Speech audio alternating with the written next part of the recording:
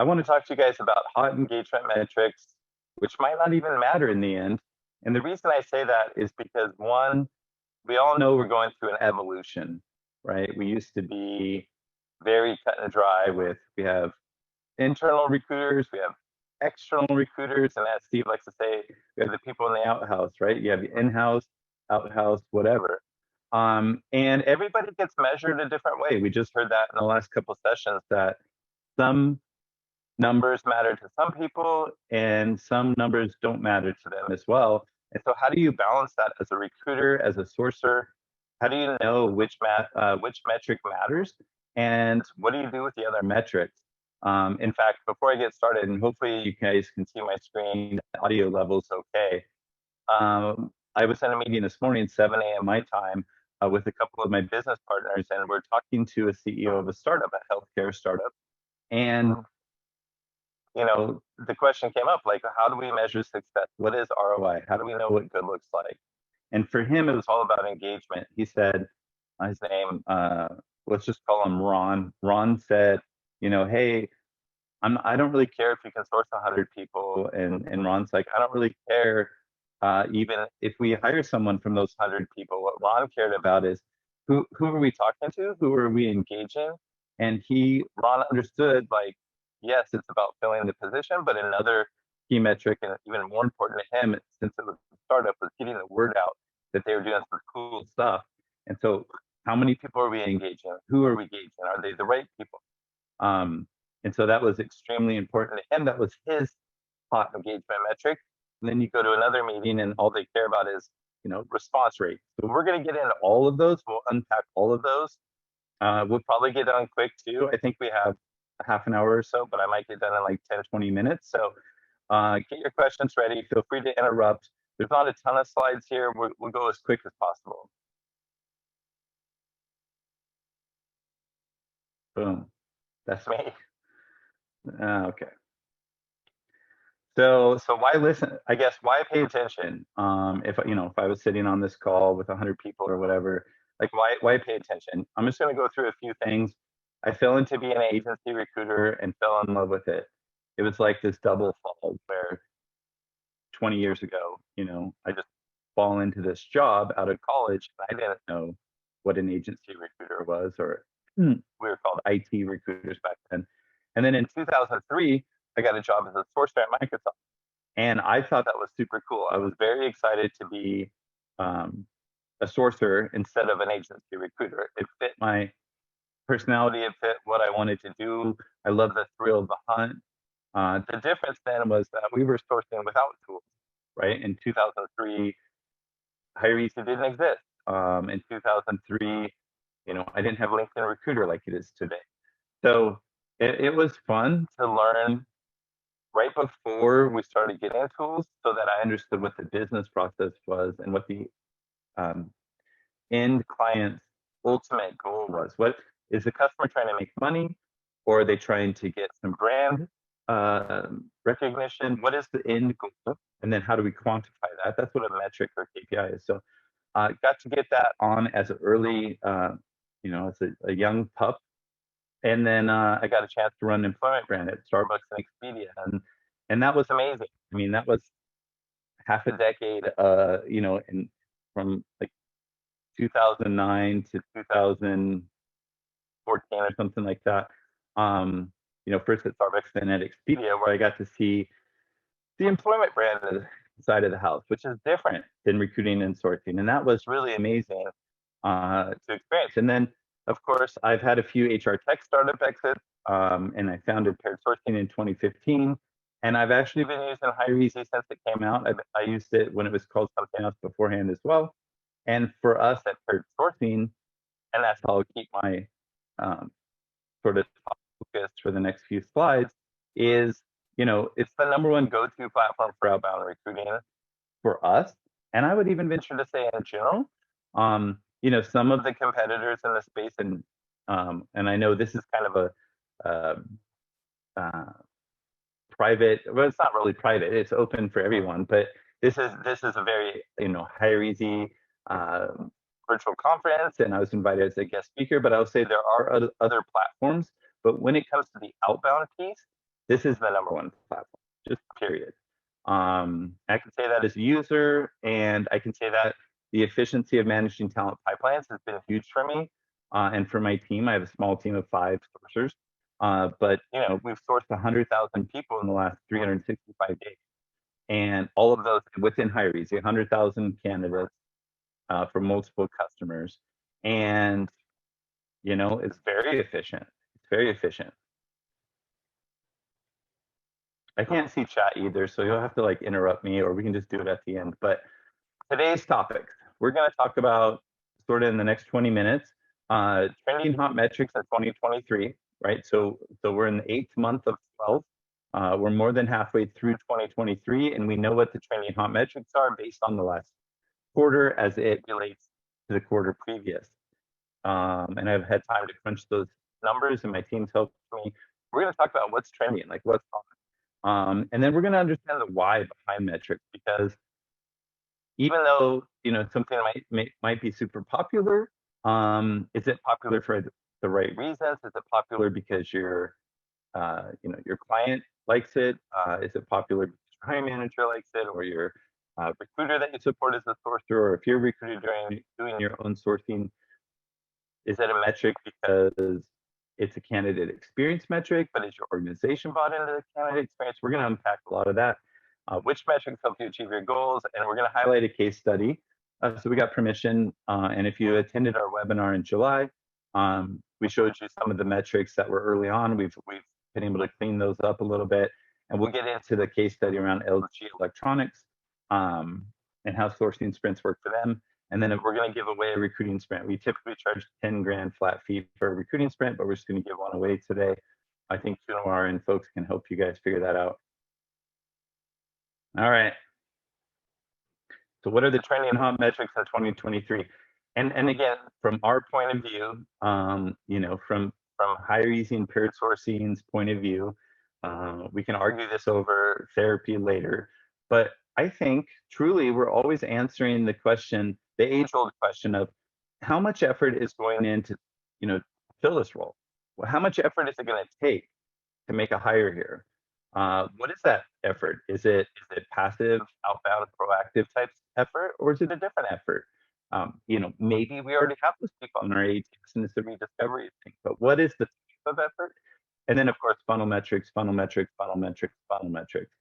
Everyone's going to think about ice cream cone after this, because we're going to talk about funnel metrics quite a bit. So how much engagement? In investing, I've got to understand a little bit about angel investing. And as an investor, you think about the total addressable market or TAM. And so we're going to kind of play with that terminology. And we're going to talk about researching the total addressable talent market. Again, we'll just say TAM or total addressable market, but obviously these are people, these are candidates for positions through multiple sources. And we want to define those in terms of title, skill, location, because once we can say, hey, this is kind of a market snapshot. This is, hey, hiring leader or even hiring manager mid-level, your total addressable talent market is X number and they have Y skills, etc. right? So we'll look at that. We'll look at top of the funnel. I mean, a lot of what I do as a sourcer and as a business person, an entrepreneur is top of funnel. So we'll talk about what are the right volume, number of candidates emailed, and then secondary metric, if you look at it from a funnel perspective, is in the response rate. How many are you putting in the top? How many of those are applying and can get pushed down closer to the hire? Of course, interview and offer conversion rate milestones. We'll get into that too. We got quite a bit to jam through real quick, but let's start with understanding the why behind metrics. And after this slide, I'll pause for any questions so far, just so I don't lose track. Achieving the hire is always the final objective. So I always say, and we have a team of 5 sourcers, 5 people that log in to Hire Easy and source every day. And they're always like, hey, what's the best thing? Oh, I got 40% response rate. It's like, that's amazing. 40% or 10% is even good, Rick. Like 15% is really, really good. Oh, I got 20% response rate on this position. Yeah, but you only emailed 10 people. And do you think you'll make the hire from that? So I feel like as much as we've tried to say, oh, sourcing's about talent intelligence or talent mapping, I'm not trying to like shit on anyone, but ultimately, if we're talking about budget to get a tool to do talent acquisition, the acquisition word means hire. So if they don't sign up, the rest of it's just kind of nice to have. I think it's a business. It's kind of required that we have to at least make a hire, or they have to make a hire because of our effort, even if it's not one of our people. And so we have to understand that. And we also need to know that like only one person gets the job. So if you email 100 people, 99 of those are not going to get a yes at the end. One person's going to get hired, not the other 99 necessarily, right? So most of the time, in general, a lot of people will just reject because only one, one rec, one head count, 100 people you might source, but only one's going to get the job. And then lastly, need to have other data points to tell the story during the hiring journey. So if they hire an employee referral and you spent the last 3 weeks working on this pipeline that had 90% rejection rate, what other data points can you share? Well, we'll get into those and keep everyone informed about the decision. So I like the racing model. It's not here in the slide or anything, but you guys can look it up, RACI. Phil Hendrickson and myself, when we were back at Starbucks, sort of started jamming out about racing models. RACI means who's responsible. That's the hiring manager. Who's accountable? That's actually the recruiter or sourcer who owns the rec. Who is consulted? Well, you're probably consulting some of your peers, maybe a couple different bosses, whatever. And then who's informed? That could be the broader organization, or that could be an HRS person that needs to put it in the spreadsheet. So who's responsible? Who's accountable? Who's consulted and who's informed? And if you can think of that for every single hiring decision, it could be amazing. Obviously, that's not going to happen, 100% of the time. But I think if you're sourcing, if you're doing proactive outbound recruitment, thinking in terms of there's maybe 4 different hats or 4 different people. Might all be the same person, but who's responsible, who's accountable? Those are 2 different buckets. Who's consulted and who's informed? Again, about the decision for hiring. All right, let's get into it. That was all the great 10-minute intro. All right, what are hot metrics in 2023? Again, how much effort is needed to fill the role? That's what we want to think about. How much effort? That's our, variable cost here. Let's get into LG. So here's a case study. Oh, I said I was going to pause. Oh, before I get into the case study, any burning questions, Amy or anyone? No major questions so far. I know you pinned one earlier in the Q&A, but I think that one might be a good one to dive into later, unless you want to address it now. Nope, cool. Just wanted to take a commercial break, make sure we're good. I'm also restreaming this to my team through Slack, so hopefully those guys are enjoying it as well. I think they're going to try to clown me on some questions. But what are hot metrics in 2023? How much effort is needed to fill the role? Let's get into the case studies. So LG Electronics, there's some hot numbers around open and reply rates. I think that's a valid signal to say, geez, if we've emailed 151, we don't say what the positions are here, of course, but this is the real data. This is a screenshot from my login. So 151 recipients and 84% opened. We obviously sorted this column by opened because we wanted to say, hey, that's pretty hot. If I can get, and here's some other ones, 71% with 141, 80% with a 50 batch, and 84% with 151. So, if I can get north of 70% open rate for a client, I'm just going to say that's hot. Not subjectively, but just actually, that's pretty hot. It's about as hot as the Chevy behind me, if you can see that. I mean, 71 to 84% open rate on a batch between 50 to 150. That's pretty hot, regardless of who you are and what your point of view or how you're getting measured or paid or whatever. Now, conversely, well, I don't know if that's the right word, but 37% opened, 37% replied to the 84% open. Okay, geez, that's still pretty hot. I'll take that every day, any day. obviously, you put LG in the subject, even though it comes from Jarrett@pairedsourcing.com, they're going to be like, oh, this LG, I'm going to open that. And then they might reply, and a third of the time they were. But you look at these other numbers and you go, okay, well, 80% is 23, 71% is 19. Is there a correlation there? How does that work? And that's where we get into this. Because I think it was brought up before, but like not every single person that you email, is the same person. I mean, it has the same profile or characteristics. They might have a different title. They might have a different skill set. They're still within, the space of like, I want to reach out to them. But whether they call themselves, and this is just a random example through LG as well, real data though, learning and development manager, so L&D, training and development manager. Okay, well, that sounds about the same. Learning and development specialist, whatever their titles are, whatever their skills are, training, leadership, management, etc., coaching, they're going to have a different response to the campaign. So that's why I say be careful which metrics you believe, because you might have the perfect title and you might have the right skills, and maybe even you figured out the companies to source out of, which is super important. But the metric that you're looking at says, well, hey, I got, geez, I got 40 people that responded to me. Okay, right. Are they from the right locations? Are they from the right companies? How's the hiring manager going to feel about that? And this was an interesting case study because we actually got 20 candidates on this role, this specific role.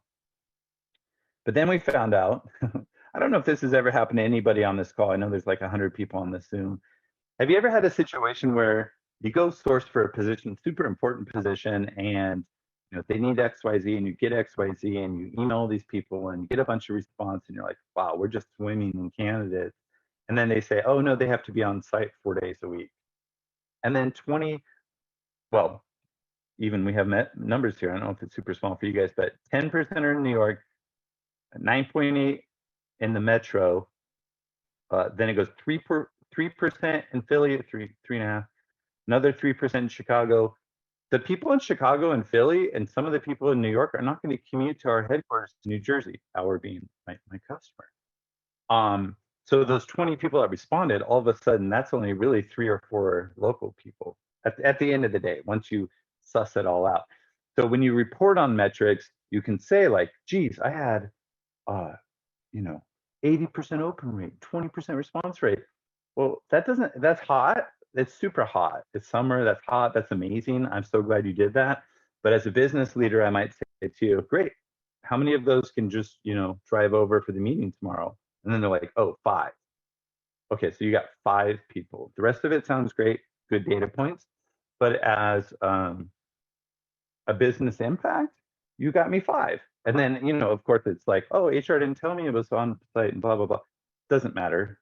Doesn't matter if you're the business leader or the hiring manager or whoever the final decision is.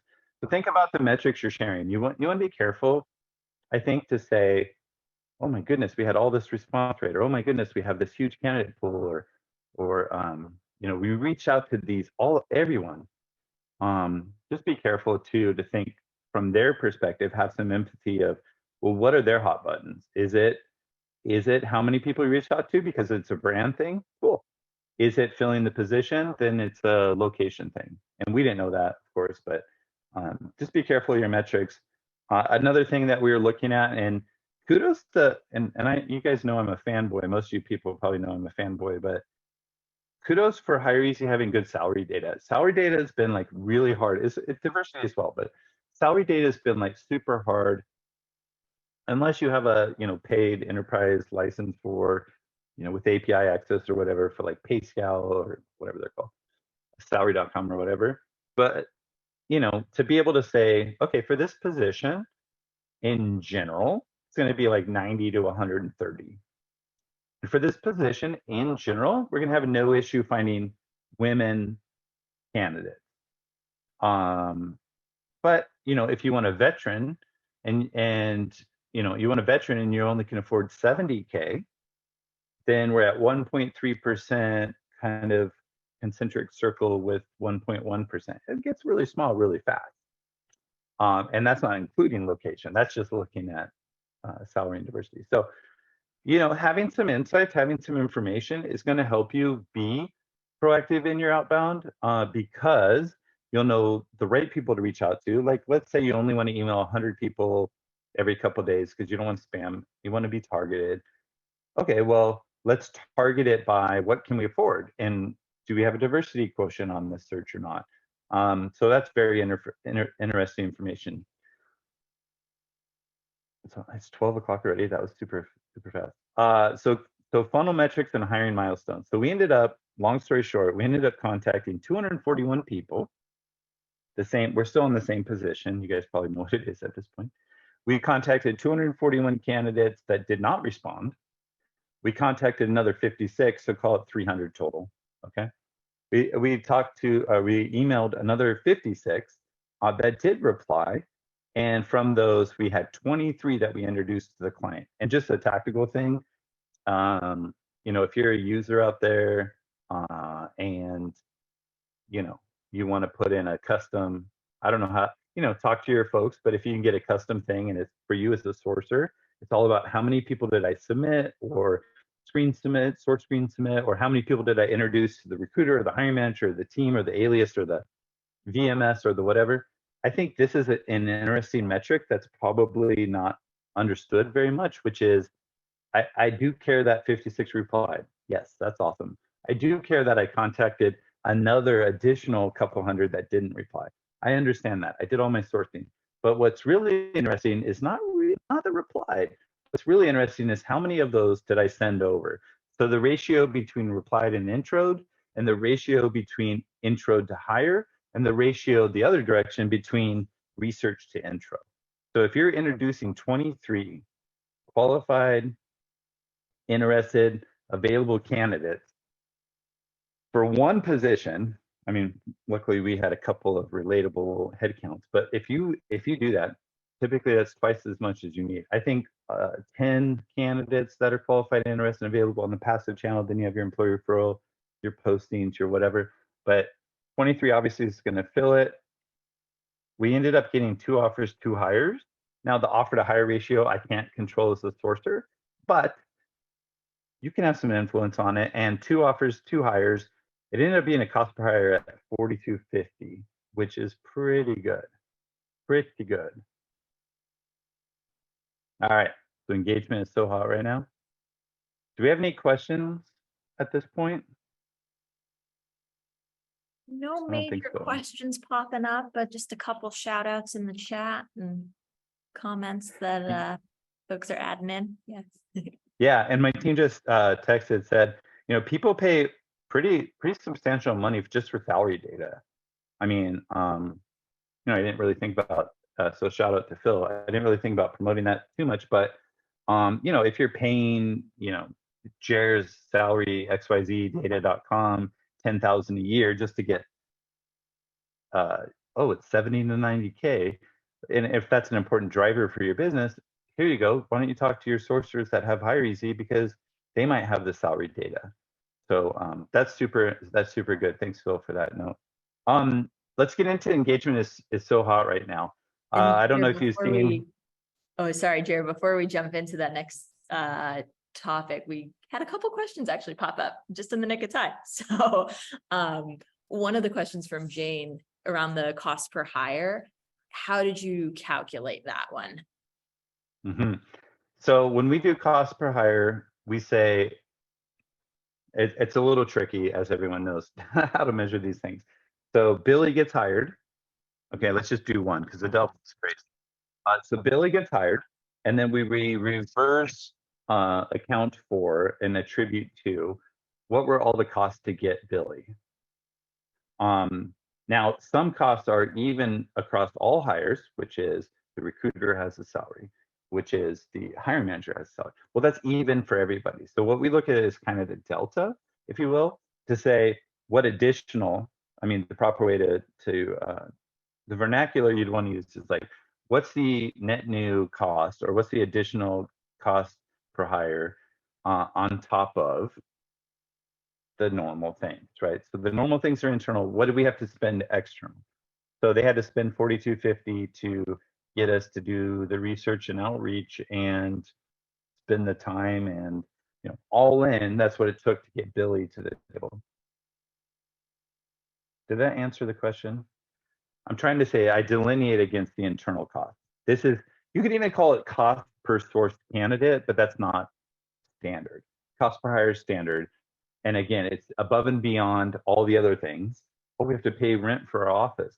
We have to pay for our Netflix subscription for office. Okay, well, that has nothing to do with cost per hire. That's even for every hire that you make. I'm just saying, what are the net new delta extra expenses?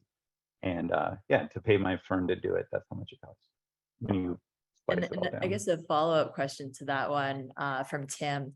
What was the time frame on the sourcing campaign that you presented?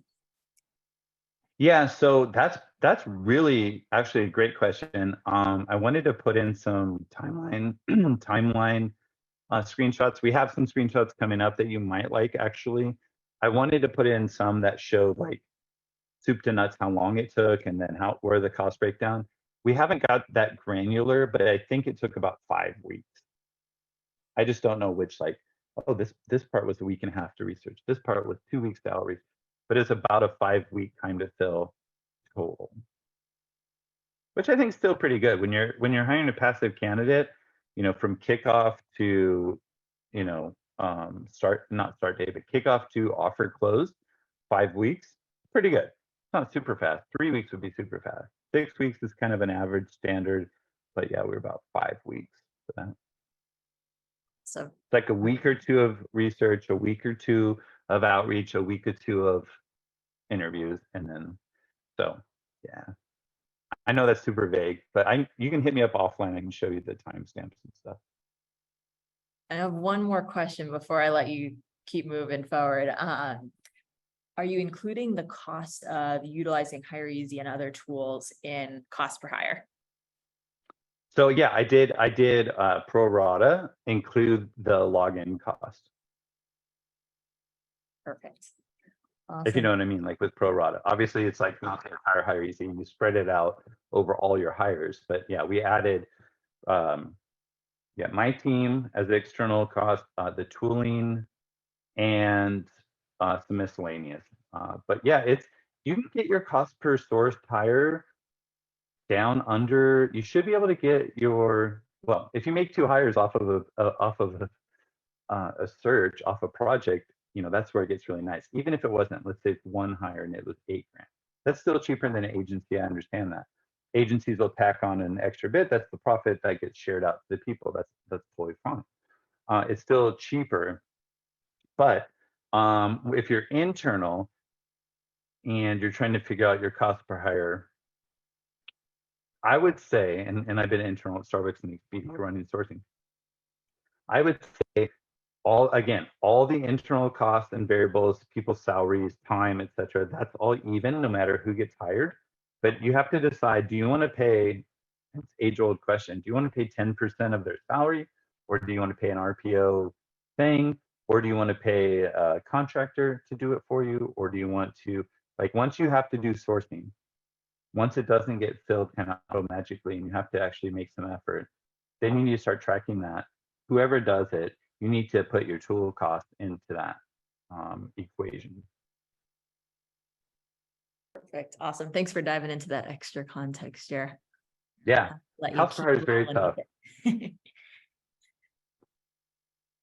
if I make, just on a personal note, if I make like 1 hire a month as an organization and treating my clients to our engagement process, I can fully justify my entire HireEasy budget. So yeah, make some hires. It's easy. Engagement. It's so hot right now. Get into it. So this is the same client. This is, well, actually, sorry, no, not the same client. This is outside the case study, but this is the same process, the same real data, the same screenshot. So here's another example where we reached out to 221 recipients. We had 100% open rate. I would love to ask your head of sales that was on earlier, like, This was a sales position, I happen to know, 100% open rate. That's amazing. I've never had 100% open rate. I mean, this is the only one, right? 88% open rate on a batch of 83 recipients. That's also pretty good. That was not a sales position, but 100% of 221. We just, whatever, we hit it. Everyone was opening it. Now, the data on the right matches with the data on the left. So when it was 221 recipients, that 100% open rate, oh my God, we don't put links. That's been a little tip, by the way. We had 10% reply. Now, the question to the audience is, would you rather have 10% reply and 100% opened your email and you have 10% reply, so you have like 22 people, or would you want 83 recipients at a 88% open rate, which is still super high, right? We talked about the old example, 71 to 84. This is an 88, super high 88. Double, well, 2.5 times the response rate. And so again, I go back to the title of the thing, the dangers of, you know, one metric is more important or to the business than the other. Okay, do you report 100% open? And then they immediately ask, great, how many replied and how many are in process? And then you have a not as good of a story. Or do you say 88%, which is amazing, it's not 100, but you just throw that out and you say, oh, we got this one that's 88% and 26% response rate, which is huge. Even if, and then you can say, even if everybody even if everybody opened our email, we might only get 10% that respond, which is so good. Look, we got 26% that responded on this 88% open. So anyways, that's where you become a consultant or a talent advisor or sourcing strategy leader, or, you know, you have value add to the business or the hiring team or whatever, is when you start saying, yes, 100% open is awesome. But maybe I'd rather go with 26% engagement. Maybe reply to my most important. Okay. How to properly run a sequence campaign. I missed the first day. I don't know if you guys went over this, but I'm just going to give my 2 bits on what I think is a proper sequence. Obviously, you're going to have a first touch point. We talked earlier about in batches of 25% of TAM or total addressable market, again, talent market. But if we think that there's 300 or 400 people in Hire Easy that are worth getting an email for this position, I'm going to start with a batch of, can't do math, but 80 of those or whatever it is, or 100 or 50 or 75. I'm going to start in batches of like 25% of what we think is the total addressable market of everybody. We're not going to send all the emails at once, and we're not going to send one at a time. We're going to do these in batches. There's a couple of reasons why batches are important. I don't have a lot of time to talk about it, but the first one is, getting critical mass in a compressed time period, meaning I might email 81 people for LG and get 3 or 4 intros. And for this week, I'm good. I do it again next week, and now I'm good overall. So this weekly batch process, if you're successful, your partner on the other side can consume that. Versus if you send out 200 emails and everyone responds, you can't consume it. Or if nobody responds, what do you do the next week? So I like to work, I'm very agile, of course. I like to work in these batches of 24% of total addressable market. Second is follow-up. Follow-up. No different from real estate or sales or whatever, is follow-up. And obviously with Hire Easy, again, we use the automatic email sequence to unresponsive after 3 days. Now you have follow-up 2, follow-up 3, whatever. But first touch in batches, second touch, follow-up every single time. Don't send out a blast and not follow up. What's the point? And then, now we get into some question marks and stuff, recommendations as well. So send on behalf of, I would highly recommend myself, Ryan, Phil, Alexa, Neri, Kranti, a couple other people. Like, we're all trying to share the send on behalf of and see how that works. So stay tuned. I would love to actually learn from you guys if send on behalf of has been a big thing for you as a user. And then LinkedIn DM. And the way we do LinkedIn DM, super easy. I literally go to my good fit, or sorry, my contacted column or workflow. I click on contacted after the campaigns have been done, and anyone that is unresponsive is going to be in that column or that workflow stage. So then I start going through them, next, next, next, and all the ones that look really, really good, I click on their LinkedIn, I literally connect with them, send them a message. And so after first touch, after follow up, after send on behalf of, if they still haven't responded, use the platform and go through them and go into their LinkedIn. You know what I'm saying?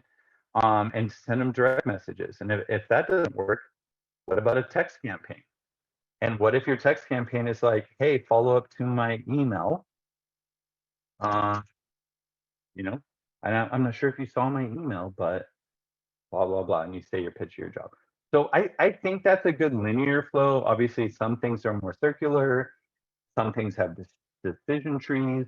But if you had to say step 1, 2, 3, 4, 5, this would be my recommendation: is send an email, send a follow-up, that's automated, and then think about other things that could be interesting, like sending on behalf of LinkedIn DMs by clicking through their profile and adding your notes, kind of like a CRM, and then texting. I put 2 question marks on texting because I haven't run that at scale, but the things to the left of the screen I've done at scale. In fact, proud to say, we've sourced 100,000 candidates in the last year, 38,000 that we sequenced through HireEasy last quarter. So you're looking at about 10,000 sequenced campaign recipients per month. And I'm a team of 5. So let's look at that, Jer. This is hard for me to read because I'm on my laptop, but team sequence performance, sender, all members, steps, all steps. Again, this isn't a huge team. 131 recipients on this specific campaign. 0 in progress means we've sent them all. So 123 completed, which means 8 bounced. By the way, I think 7% bounce rate is totally fine, especially with layoffs and whatever else. 5% would be great and super acceptable all time. And if you get into the 15% bounce rate, those are kind of too many bad emails. 7% is totally fine, totally right in the middle. So 123 people actually got the email, and 105 or 86% opened, which is pretty choice. Data go down here. 3-4 people clicked. This was one where we did run a link. Sometimes we'll just put in the email signature, or I don't remember this exact reason. I think it was like a scheduling link, which again I don't typically like to do in cold outreach, but we did seem to win on this one with 36% clicking and the same number replied. Very interesting there. Regardless, though, we tried to email 131 people. We emailed 123 people, and we got 44 of them to respond. Now, not all 44 are going to be interested, obviously. Maybe 10 or 15. The rest of them were 6 to nothings. I liked your template. I'm not interested. Connect on LinkedIn, whatever. But if we can get 10 of those 44 to say, yeah, wow, cool, thanks. I'm qualified, I'm interested, I'm available, I'm super passive, I'm not looking to change jobs right now, but tell me more. I'd like to learn more. That's enough fish on to roll in. Let me talk a little bit about our bait as well. How many more minutes do I have? About 5 minutes left or so, but we can run over a bit if you need a bit of time. Well, I'm going to skip your platform slide. Obviously, I already used the platform. There's a platform slide. We want to give away a free sprint. We'll get into this in a second, but everyone attending, I think I saw like 160 earlier. It's probably down to 10 people. Hopefully not. But we want to do a full recruiting sprint for you, completely free, just because you're here, just because you're a HireEasy customer. I understand you guys can do it yourself, but we want to show you our methodology, and we want to powwow with you guys as well. So we're just one, we'll take one position, not all of your position. We'll just take someone's position. So you can learn more about us at picksourcing.com/ventures. I know Amy and the team at HireEasy is going to send out kind of a way for you to sign up for this free giveaway. And we're not going to like berate you to try to buy some stuff afterwards. This isn't like that. It's just We didn't want to give someone a free one because it's a community thing. And it's our process on top of their technology.